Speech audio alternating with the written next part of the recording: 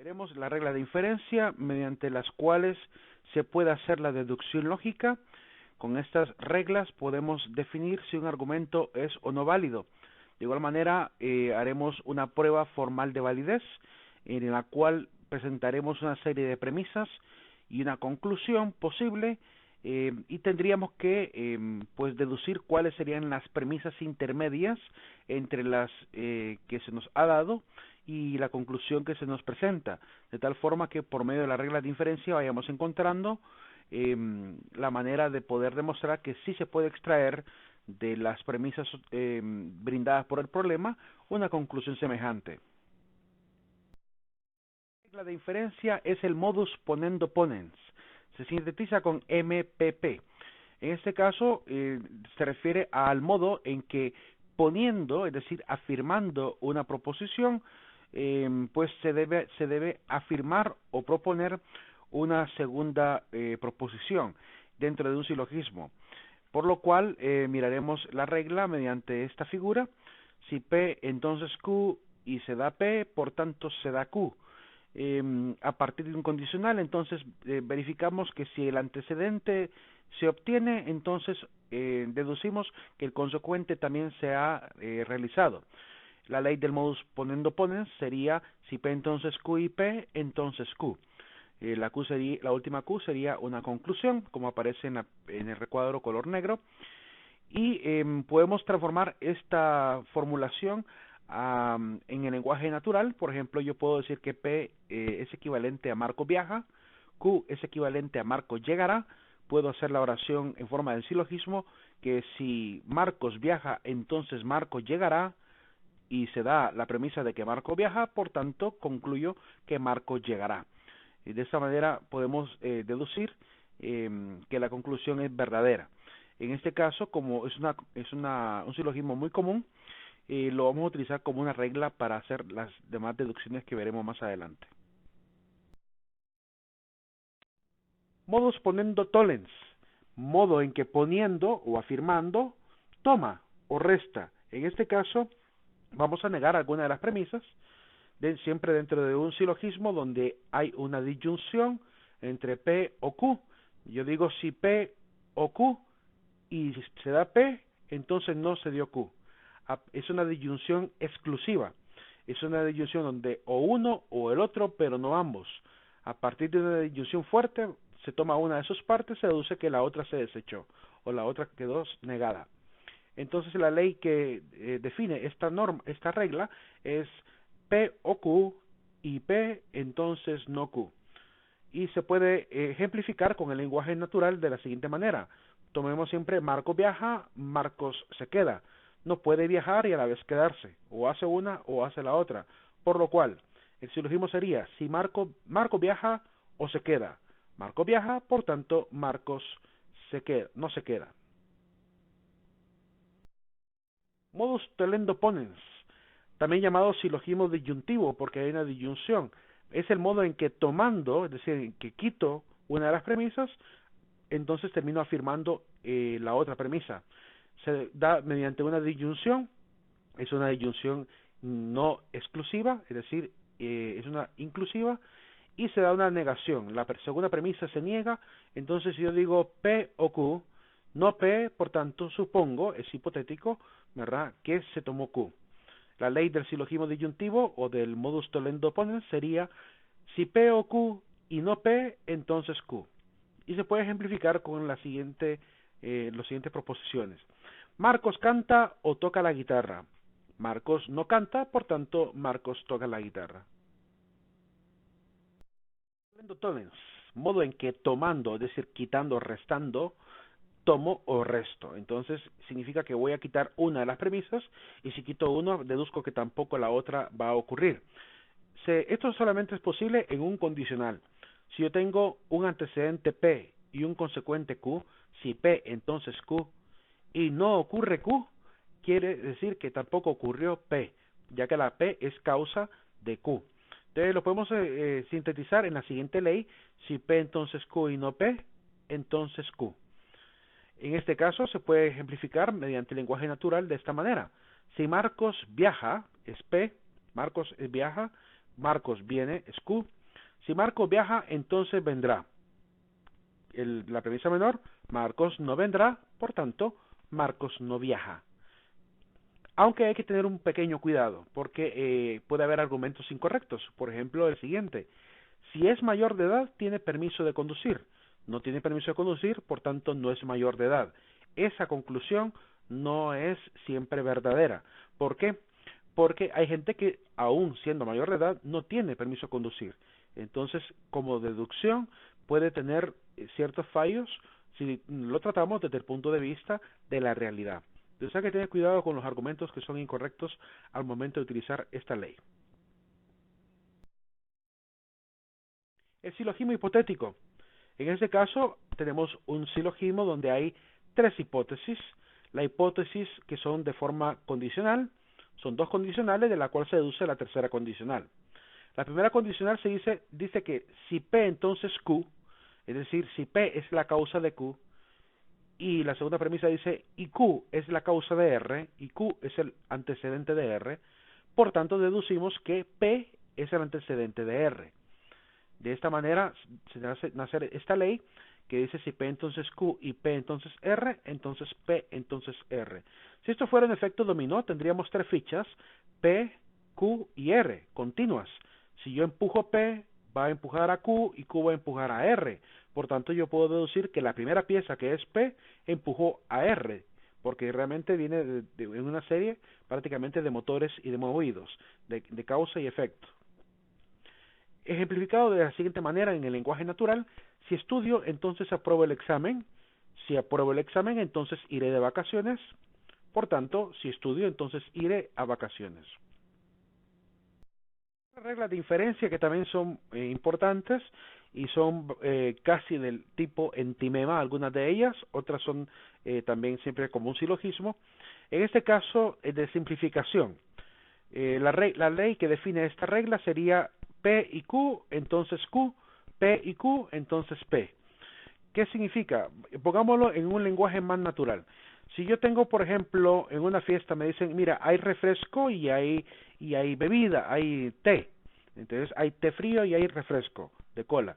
Entonces, ¿cuál escoges? Tengo P y Q.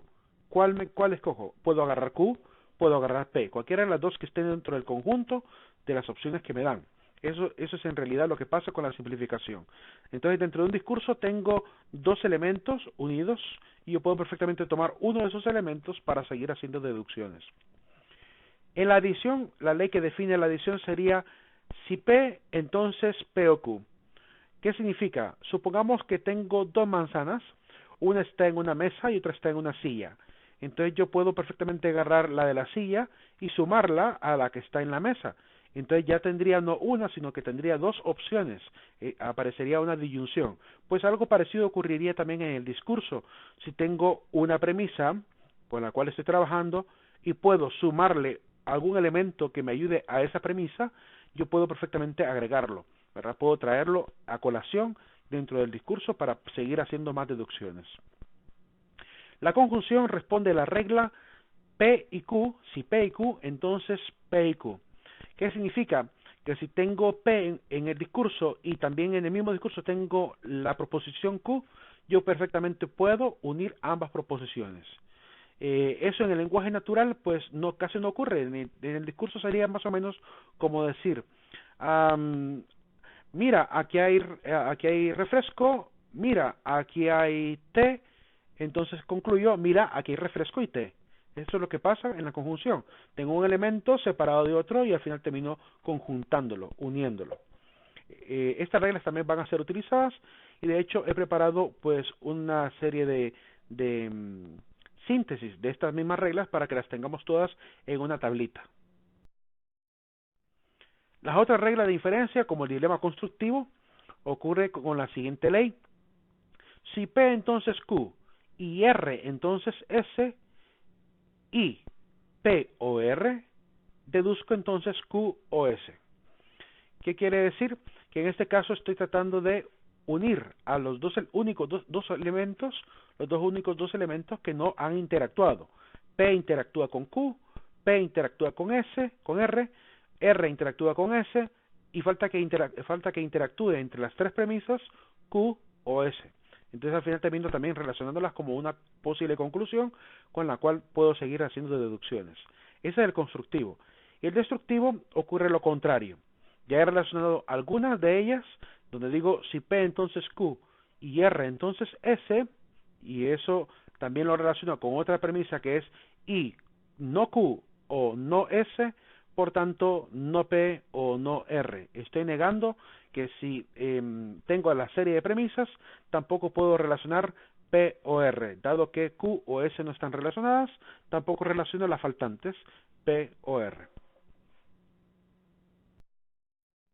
Esta es la tabla, bueno, en realidad es una captura que he puesto en la descarga de Moodle para que tenga todas las reglas que hemos visto y se puedan utilizar, tenerlas a la mano pues cuando se hagan los ejercicios o podamos ver los siguientes ejemplos que tenemos también a continuación.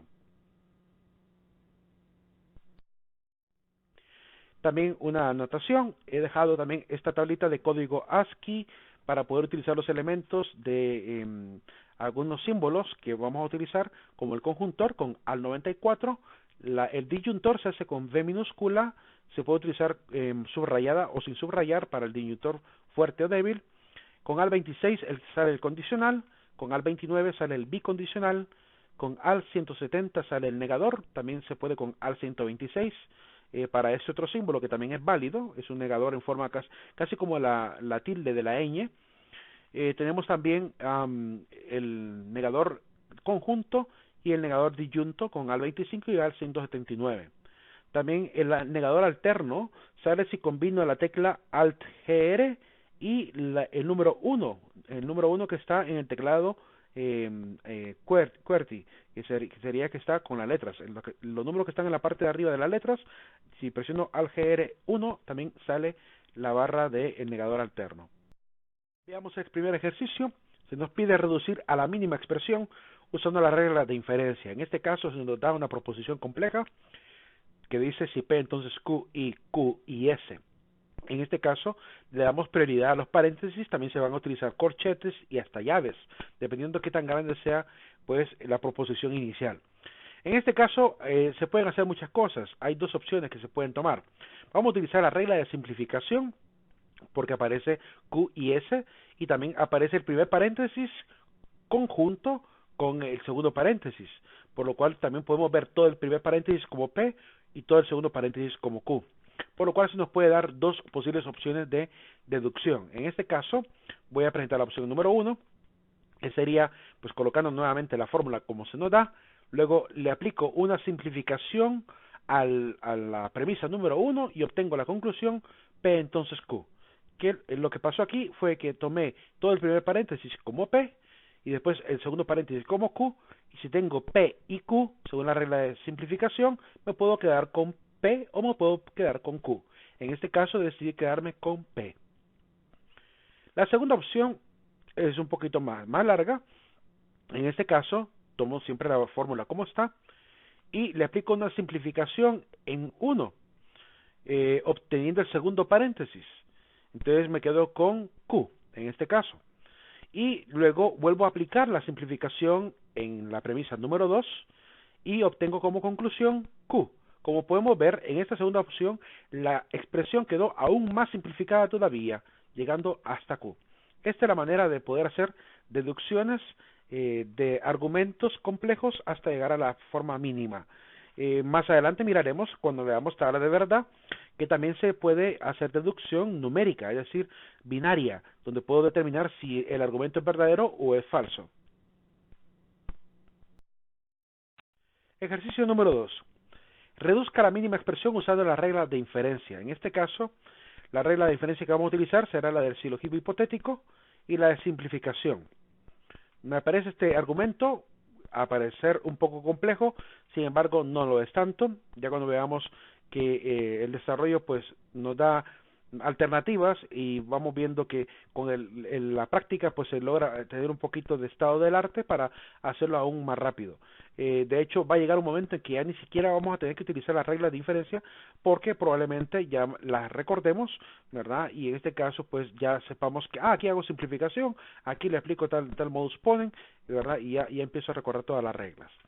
La opción número 1, pues, es tomar la misma fórmula y le aplicamos en la primera fórmula, le aplicamos un silogismo hipotético, donde digo, si P entonces Q y Q entonces S, entonces P entonces S.